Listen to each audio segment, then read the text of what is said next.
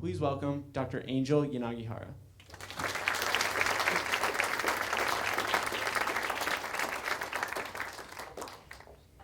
Thank you very much for that kind introduction.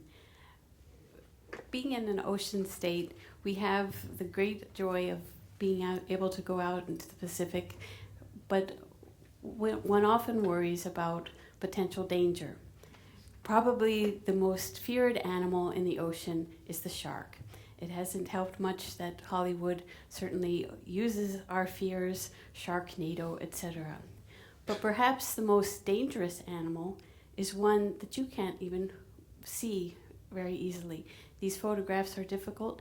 The animals can be the size of a basketball, but even the animals that are the size of a matchstick have led to death. So which animal really is the most dangerous in our seas? I would have said the shark until one morning in 1997. I love swimming in the open ocean, and I headed out for my morning swim. As I crossed the sand at Kaimana Beach, an old woman said, "Stop, look at these, don't go in. They're box jellies and they're very dangerous." I looked at these clear little lumps of gel, just 2-inch lumps, and I thought that couldn't possibly be dangerous. I'd never even heard of a box jelly. I was all ready to swim. I wanted to swim. I just walked on. On the return of my mile swim, coming in across through the coral break, the tidal current was going out against me, so I was fighting that tidal current, and it was a beautiful morning. All of a sudden, though, I felt a stinging needle in my neck, and then thousands of them suddenly, and I gasped and did a quick dive down to try to get whatever was on my neck off. Was it a fishing line? What was going on? I couldn't feel anything. I couldn't see anything through my goggles. I came back up, and now my arms were on fire, and my ankles, my neck, and suddenly my lungs were filling with fluid, and I was literally wheezing, and I was in terror. So I went to my back to try to calm down, sort things out, and figure out what was going on, what was on me. I couldn't discern what was happening, but my lungs were filling with liquid, and suddenly I remembered as a child in lifeguard training, drowning victims often drown silently. There's no one around, they become tired, their lungs filled with liquid, and all I could imagine was that I was in imminent danger and could die. So I immediately really tried to calm everything down now.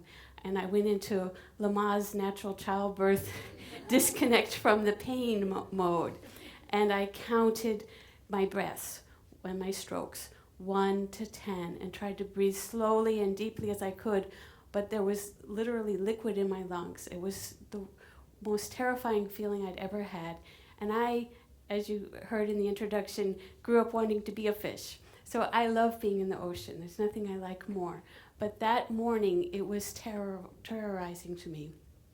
I made it to the beach, and I did now everything wrong that I could have done. I didn't know it at the time. There was a cold freshwater shower there. I stood under that. That just made everything go on fire even worse. I took off this Lycra rash guard, and again, the pressure of that caused everything to be completely, unbelievably on fire.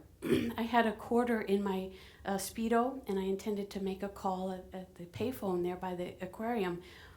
That was the last I know.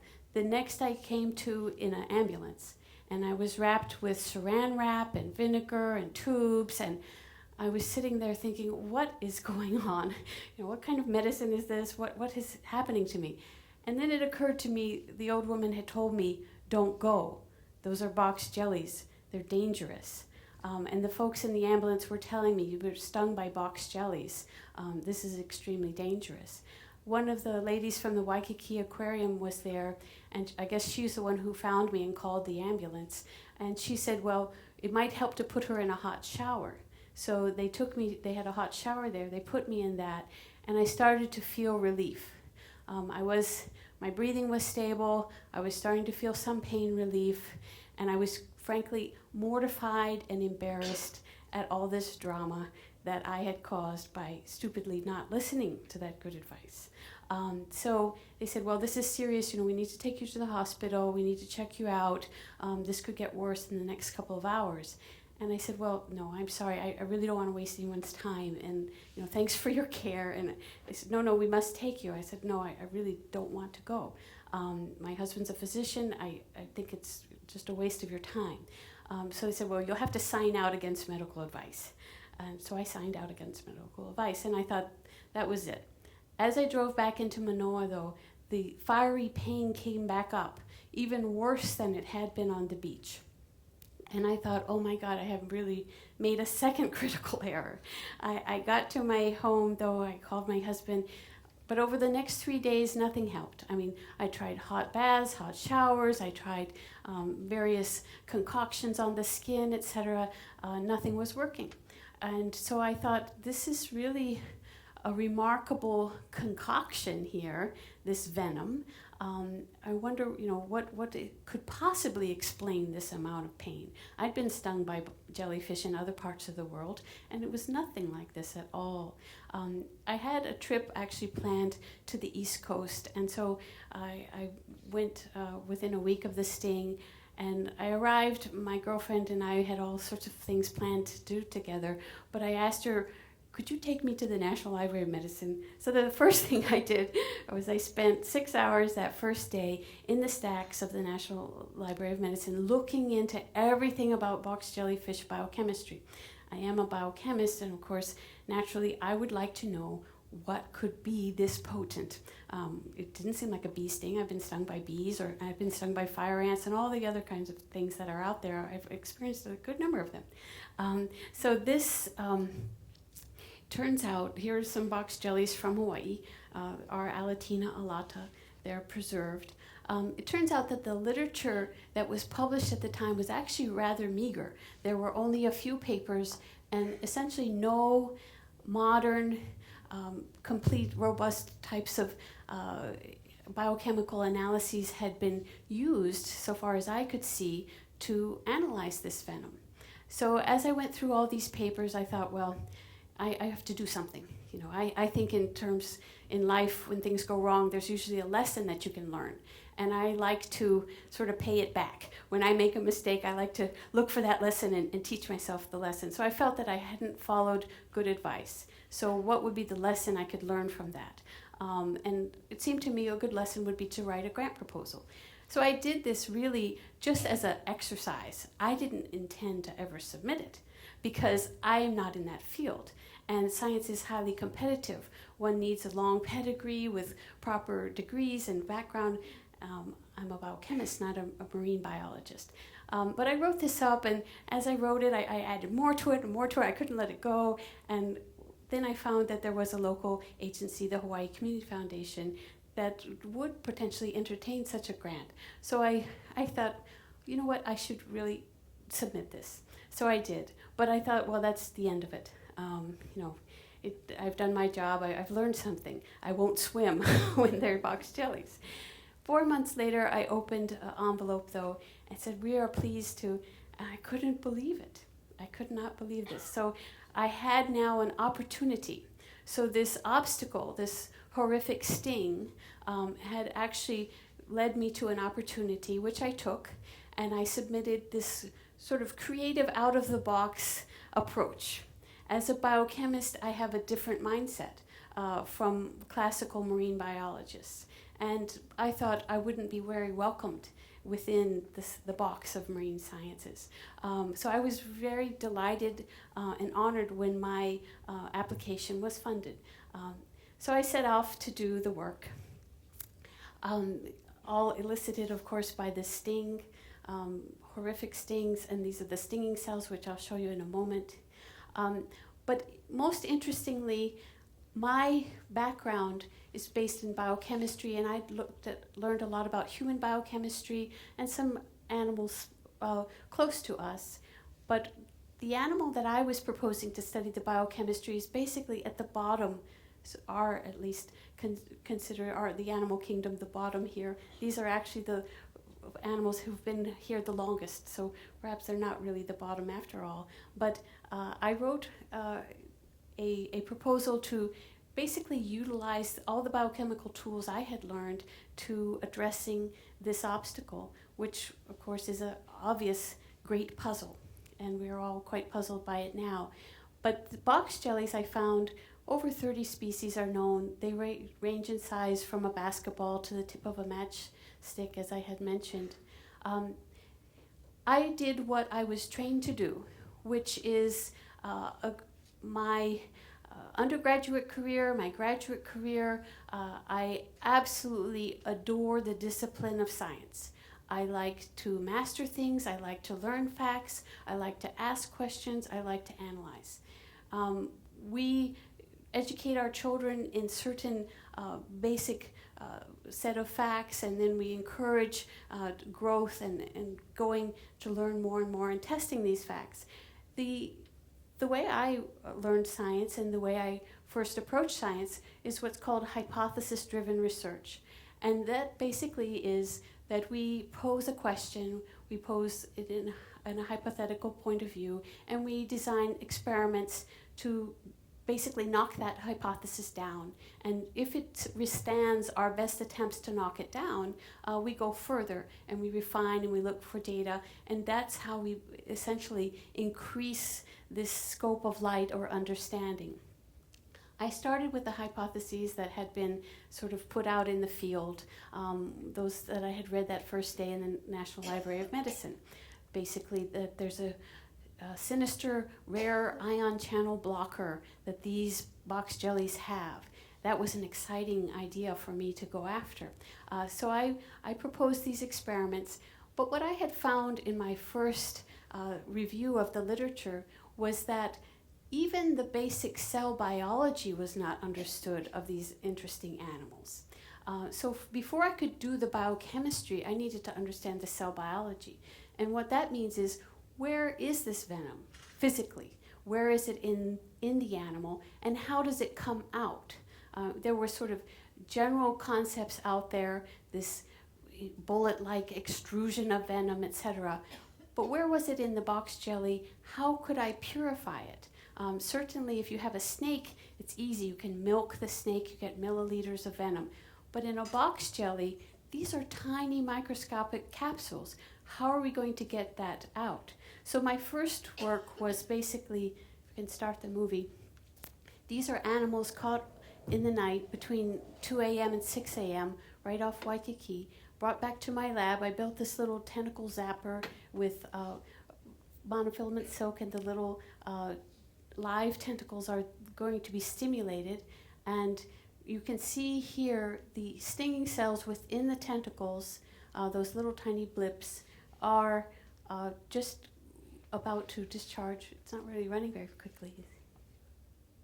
There, okay. It stopped and started, okay. So I borrowed this $100,000 camera from Olympus Industrial.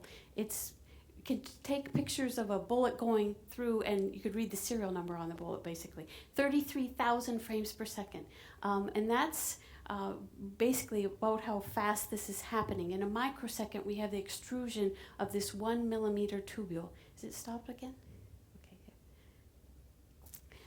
So this is supposedly the fastest known event in biology, and you can see these microscopic hypodermic type of hollow tubules then that can pierce through the fish or our skin in fractions of a second and deliver this potent mix of venom.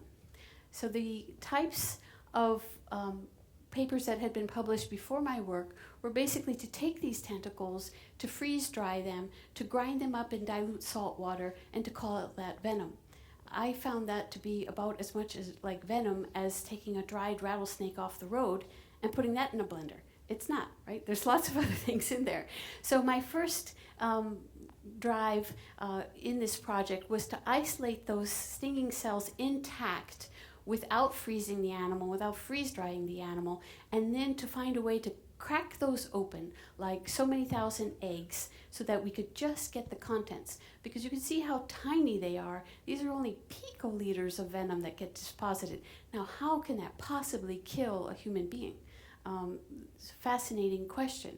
So I had proposed this common hypothesis that there was this novel ion channel blocker. I spent 3 years in the lab looking at that. There wasn't. I couldn't even do the experiment. There was something in the venom that caused what we call leak current. They basically caused the cells to get holes in them long before I could even look into this pet hypothesis that had been put out there for so many years. So I had to leave the area of the light and go out into the darkness. At that time, actually, the program director suggested that I stop this, that it was no longer, it didn't work out. This isn't hypothesis-driven work you're talking about anymore. You're now on a fishing expedition. Now that is the kiss of death in science. You will not get a tenure track position. You will not pass go and collect $200. You are on your own, okay?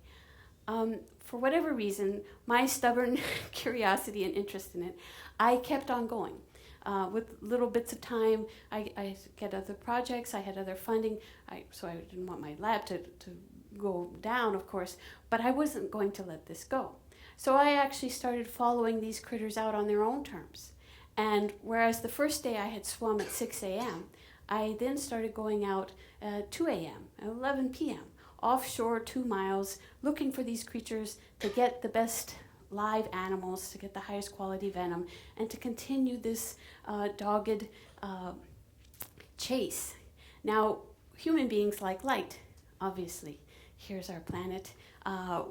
We enjoy being in the presence of light and enjoy being in a well-lit, well-understood area. Outside of light, we find danger. But you're never going to see the Milky Way under a street light. So to get outside the box, to be willing to go outside the box, and to be willing to sit and to learn from outside the box. In fact, I've heard it said that there are more answers than we even have questions outside the box. So I want to encourage young people to turn obstacles into opportunities and to be driven for outcomes. I'll run through the rest of my story because it's all published, but basically I did find that mechanism of death, the locomotive of this complex venom.